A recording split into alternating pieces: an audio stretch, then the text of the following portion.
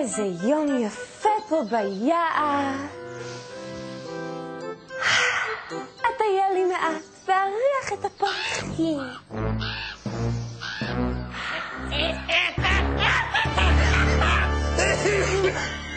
סליחה, על מה צעירה? שלום לך. רוצה אולי לטעום תפוח? זה התפוח? כן, למה? מה הבעיה? לא יודעת, הוא כזה צהוב וקטן. לא ככה דמיינתי אותו. האמת שאני גם ממש לא דמיינתי את שלגיה ככה שאני קראתי את הספר. דמיינתי אותה אחרת לגמרי. באמת? כן? טוב, אם נגיד את האמת, גם המכשפה לא נראית ולא נשמעת כמו שאני דמיינתי כשקראתי את הספר. אולי נחליף תפקידים? אולי זה מה שיפתור את הבעיה? יואו, איזה יום קול. נראה לי שאני אטייל לי ככה לבדי ביער. אוקיי, שלגיה, צ'ופ, אני מאוד ממהרת, אז בואי נעשה עסק צ'יקי צ'קי. אני נותנת לך את התפוח האדום והיפה הזה במבצע חסר תקדים של $1.99, ואת... רגע, שנייה, מה פתאום? מה פתאום? המכשפה יש את הסכין, ממתי זה ככה? ככה דמיינתי, לא כתוב בספר שהיא לא. ואם כבר מדברים שלגיה עם כדורגל? טוב, את יודעת מה? אולי פשוט נקרא את הספר וכל אחד ידמיין מה שבא לו. היה מעולה. זה הכיף בספרים.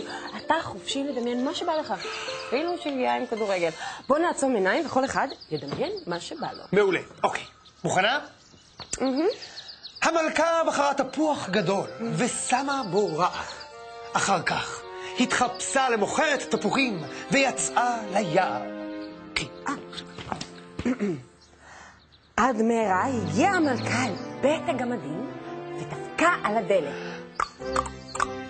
תפוחים טובים! תפוחים טעימים!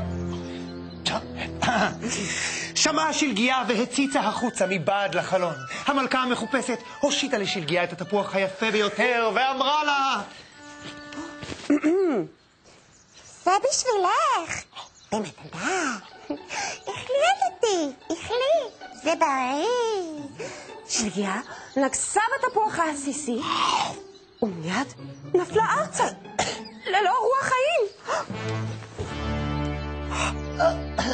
וואו, איזה סיפור יפה. כמה יפה שלגיה.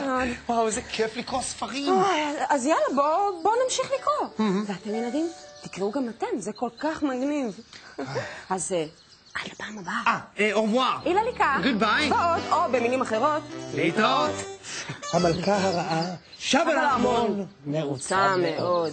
שחזרו הגמדים הביתה וראו את שלגיה מאולפת. מאולפת.